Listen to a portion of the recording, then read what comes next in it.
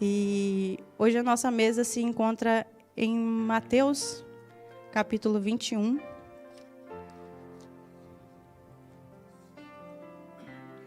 No versículo 12.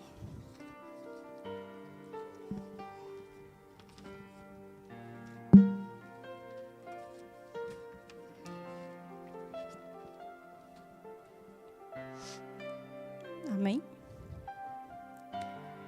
Que diz assim: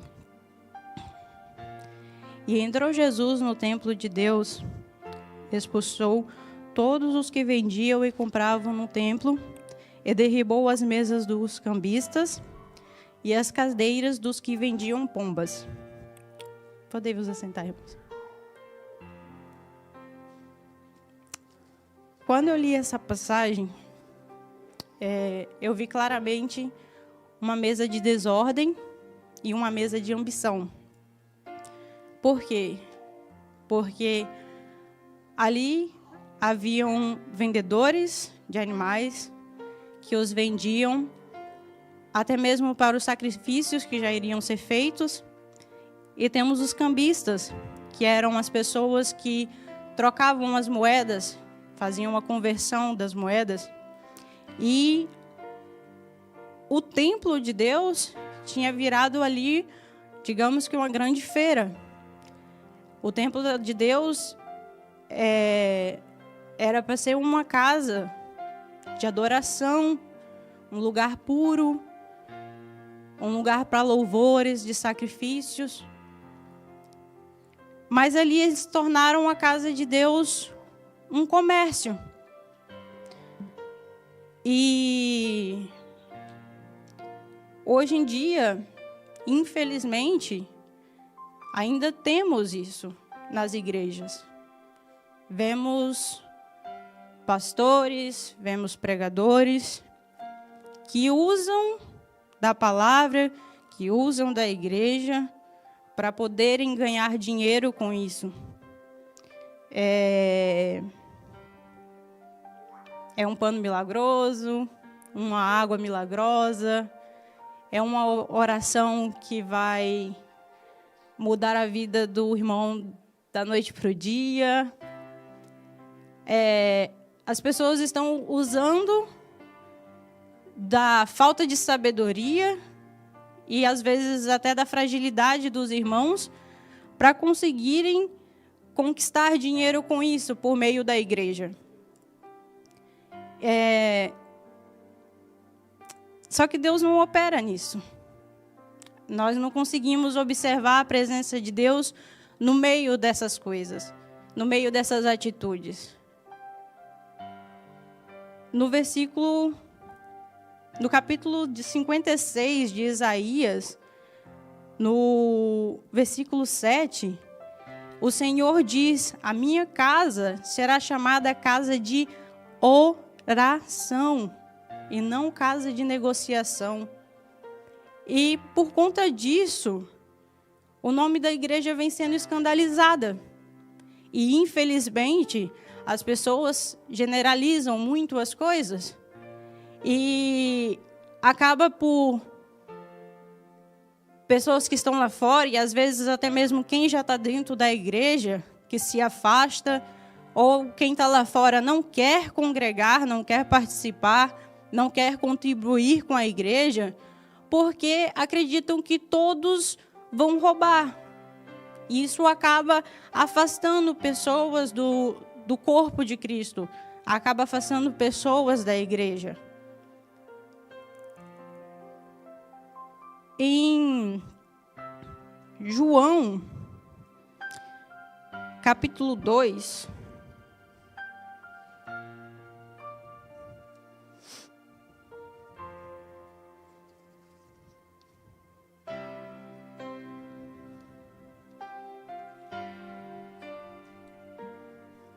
no versículo 16 e 17. E disse aos que vendiam pombos: tirai daqui estes, e não façais da casa de meu pai casa de venda. E os seus discípulos lembraram-se do que está escrito: o zelo da sua casa me consumirá. Aqui Jesus está reforçando que a casa dele não é lugar para venda. E que o zelo com a casa, o zelo com a palavra de Deus, iria levar ele à morte. Porque com a atitude dele de derribar as mesas e com as palavras que ele estava pregando sobre Deus, estava acabando com muitas negociações, estava tirando o poder, né, do homem, dos príncipes, dos sacerdotes, dos anciãos. E isso estava incomodando a eles. Por quê? Porque Jesus estava tirando ali do bolso, né? E quando começa a mexer no bolso, começa a afetar um pouquinho. E ele diz que o zelo da casa dele iria o consumir, porque iria levar ele à morte, porque eles iriam perseguir Jesus até matá-lo. Mas logo aqui no versículo 19, Jesus respondeu e disse-lhes: derribai este templo, e em 3 dias o levantarei. E Jesus estava se referindo ali ao seu corpo. Porque quando eles o matassem, no 3º dia ele ressuscitaria. E não importa quantas tentativas que o mundo tente derrubar a palavra de Deus, não importa o quanto o mundo venha tentar derrubar a igreja de Deus, a igreja sempre vai estar de pé. Aqueles que têm o coração puro e voltado para Deus sempre vai estar de pé. O que a gente vê, às vezes, é que nós, quando tentamos fazer a obra de Deus, vem muitos levantes. Quando somos zelosos, quando nos prontificamos a fazer as coisas, vem muitos levantes. E às vezes é por inveja, por um achar que o outro está querendo aparecer mais, está querendo ter mais destaque. E não é assim. Nós aqui dentro da igreja somos um corpo, juntos pela mesma obra. Como eu já disse uma vez, é cada um no seu propósito, mas juntos aqui estamos pela mesma obra. Como o irmão Hugo disse na sexta-feira, nós estamos aqui para servirmos uns aos outros. E juntos estamos aqui pelo quê? Pelo reino de Deus. Não existe ninguém melhor do que ninguém aqui. Nós sempre temos que estar de coração puro e buscando fazer sim a obra de Deus. É não ficarmos envergonhados, não ficarmos pensando no terceiro, não. O foco aqui é Deus e só importa o que ele vai pensar. Só isso que importa. O resto, deixa aí tá. A palavra de Deus em Lucas 12,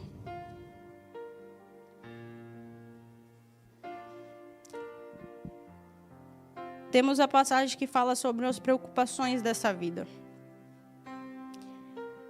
A gente fica preocupado com o que vai comer, a gente fica preocupado com o que vai vestir, com o que será do próximo dia.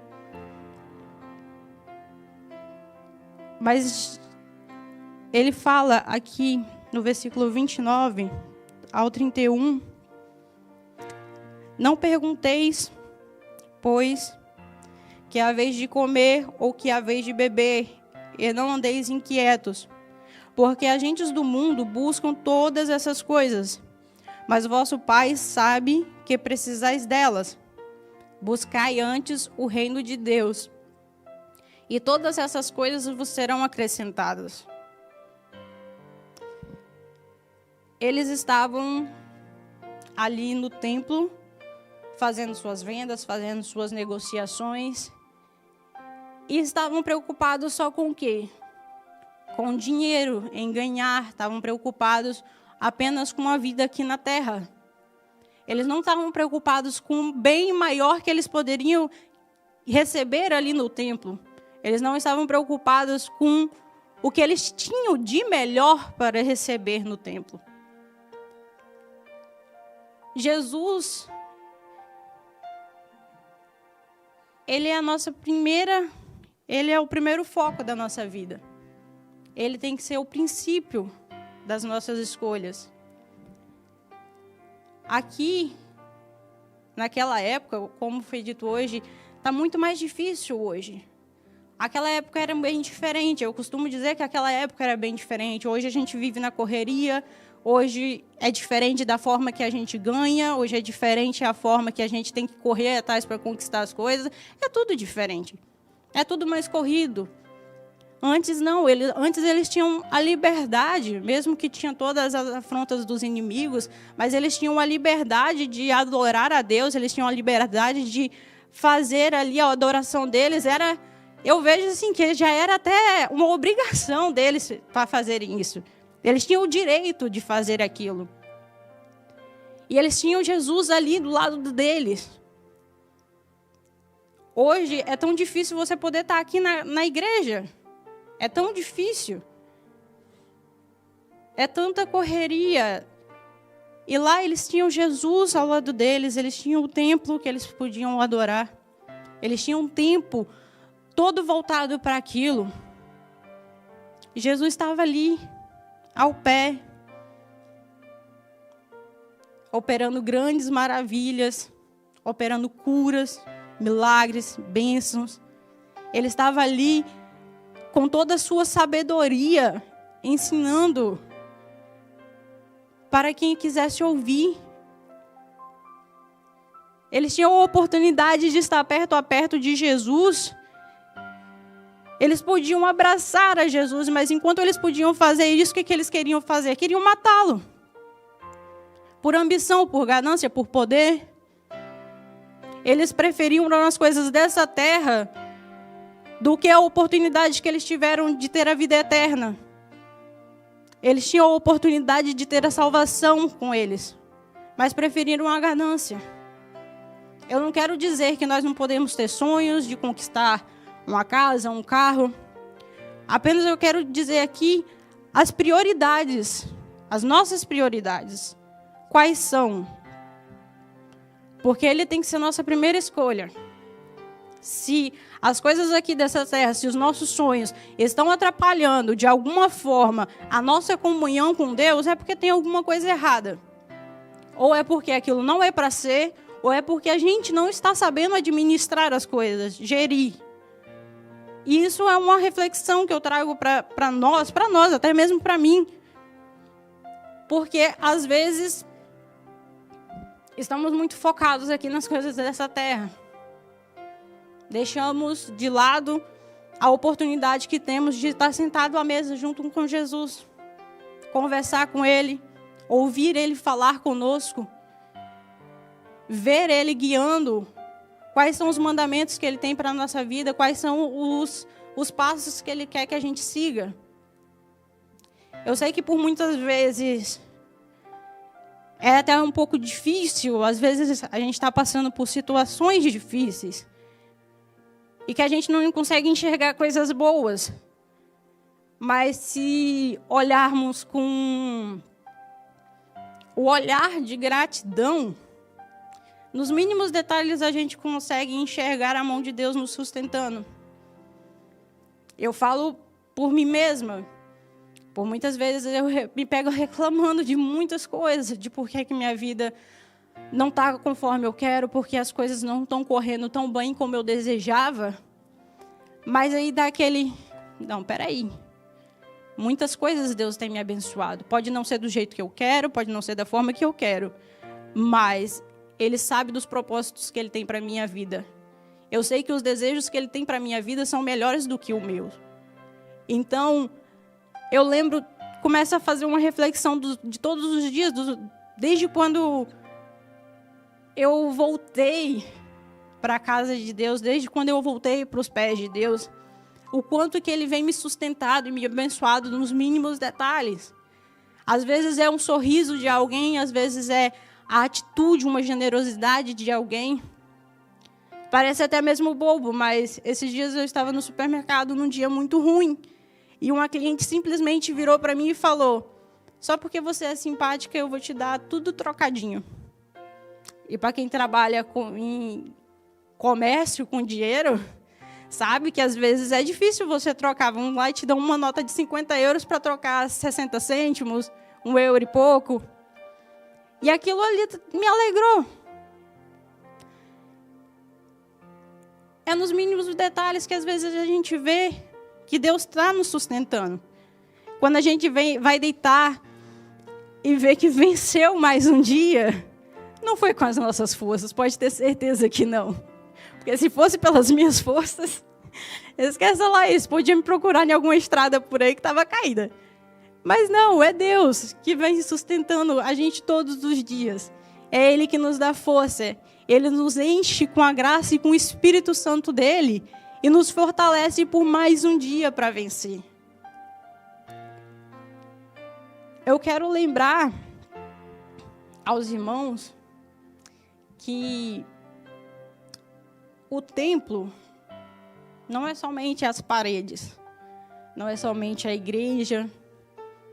Eu quero lembrar também que o templo de Deus é a nossa casa, é a nossa vida.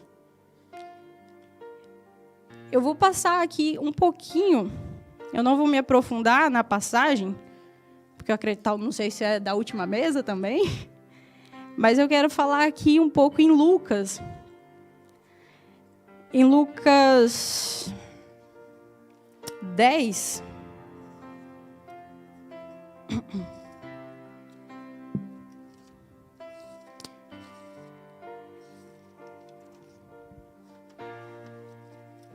capítulo 10, versículo 38.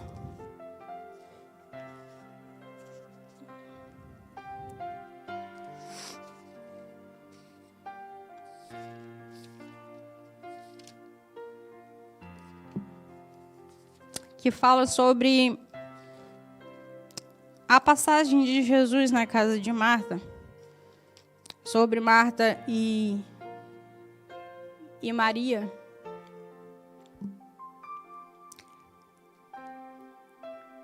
E aconteceu que, indo eles de caminho, entrou Jesus numa aldeia, e certa mulher, por nome Marta, o recebeu em sua casa. E tinha essa uma irmã chamada Maria, a qual, assentando-se também aos pés de Jesus, ouviu a sua palavra. Marta, porém, andava distraída em muitos serviços. Então, aproximando-se, disse: Senhor, não se te dá de que minha irmã me deixe servir só? Diz-lhe que me ajude. E respondendo Jesus, disse-lhe: Marta, Marta, estás ansiosa e afadigada com muitas coisas, mas uma só é necessária. E Maria escolheu a boa parte, a qual não lhe será tirada. Ao meu ver, Marta não errou em querer organizar a sua casa, em querer deixar a sua casa limpa, agradável para Jesus. Eu não vejo que o erro dela estava ali. O erro dela, para mim, foi no momento que ela escolheu para fazer aquilo. Por quê? Jesus já estava na casa. O que ele tinha para ver, ele já tinha visto. Não iria, é que nem aquela história, né? A primeira impressão é a que fica. Jesus já tinha chegado. Ele já tinha visto. E ela foi se preocupar ele na arrumação. E não era aquele momento. Porque Jesus estava ali e aquele momento era para ela aproveitar, tirar o melhor que ela podia ali de Jesus, ouvir as palavras que ele tinha para ela. Aqui eu não sei se tem muito disso, por serem a maioria apartamento, mas na roça, quando você menos espera, tem uma visita lá batendo na porta da sua casa.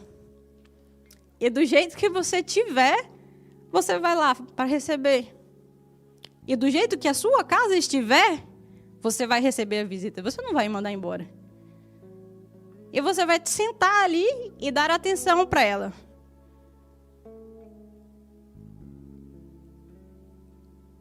E o que eu quero dizer com isso é que a nossa vida tem que estar já preparada para Jesus. A nossa vida tem que estar consagrada para Jesus. Não é quando Jesus chegar que a gente vai se consertar. Porque quando ele vir buscar a tua igreja, quando ele nos levar daqui, não vai ter tempo. Não vai ter tempo para a gente se consertar os nossos erros. Não vai ter tempo para a gente melhorar a nossa vida espiritual. Não, não vai. O tempo é o hoje, o agora.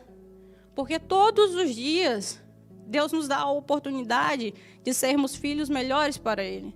Todos os dias Ele nos dá a oportunidade de buscarmos mais a Ele, a presença dEle, de consertarmos o nosso erro com um irmão, com um colega, qualquer coisa, qualquer que seja, qualquer atitude. A oportunidade é hoje. Nós temos que estar já preparados. A nossa vida, o nosso templo, a nossa casa tem que estar preparada para a chegada de Jesus. Porque, em palavras mais fortes, tem que estar digna da presença dele. Porque Jesus merece o melhor da nossa parte. Se nós queremos o melhor de Deus, se nós queremos o melhor de Jesus, por que nós também não podemos entregar o nosso melhor a Ele? Por que nós só damos migalhas às vezes, achando que é muito? E esperamos o muito dele para as nossas vidas. A gente sempre tem que estar buscando melhorar a cada dia mais, fazer mais para Deus, fazer mais para a obra dele, evangelizar mais, mostrar que ele é presente nas nossas vidas por meio das nossas atitudes. Às vezes a gente comete alguns erros, eu cometo alguns erros, que depois eu paro para refletir se Jesus, no tempo que ele esteve aqui nessa terra, se ele faria o mesmo. E eu vejo que não. Eu vejo que não. Mas aí eu tive outra oportunidade. Mas se Deus tivesse me chamado antes do meu arrependimento, se Ele tivesse me chamado antes do meu pedido de perdão, ou se de me consertar naquelas atitudes, porque as pessoas nos veem pelas nossas atitudes. Assim que nós demonstramos que somos servos de Deus, não é só com a Bíblia, não é só com a nossa vestimenta, são com as nossas atitudes no nosso dia a dia, no nosso trabalho, no nosso convívio de amigos. É sermos diferentes. Porque a gente não está aqui nesse mundo para ser igual às outras pessoas. Nós não estamos aqui para agradar as pessoas, para sermos iguaizinhos a elas. Não. Nós somos um povo diferente. Aquele povo barulhento. O povo que busca. O povo que faz coisas loucas, mas coisas loucas para Deus. É o povo que tem fé naquilo que a gente não vê. Muitas vezes falamos com alguém, nos abrimos para as pessoas, contamos sonhos, contamos metas, objetivos, que para nós parece ser... Para nós não, para eles, no caso, parece ser impossível. E eles não acreditam que pode acontecer, mas nós somos fiéis a Deus e temos fé e confiança. Nós somos diferentes. Nós somos pessoas diferentes nessa terra. E não precisamos nos encaixar em um mundo igual. Nós não precisamos das coisas daqui para nos completarmos. Nós temos que estar ligados nas coisas do reino de Deus. As coisas aqui deste mundo não vão levar a nada. A gente vive um dia após o outro e vai seguindo, vai fazendo conquistas, vai lutando, vai vencendo. Mas isso é porque é o ciclo da nossa vida aqui nessa terra. Só que quem está voltado para Cristo sabe que existe além daqui. Sabe que a gente deve fazer além das coisas, das nossas obrigações desse mundo, que é trabalhar, cuidar de casa. É além disso. Nós temos que saber que um dia nós não estaremos mais aqui, que um dia a gente vai estar na glória junto com o Pai. E a nossa vida tem que estar consagrada para isso. Temos que manter o templo da nossa casa, o templo da nossa vida e o templo da igreja também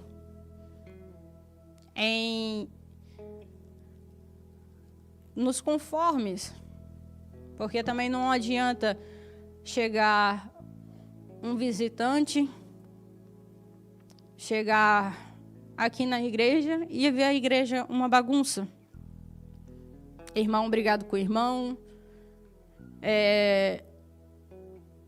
discussões aqui, discussões ali, ou até mesmo a bagunça em termos dos objetos da igreja, mesas, tudo.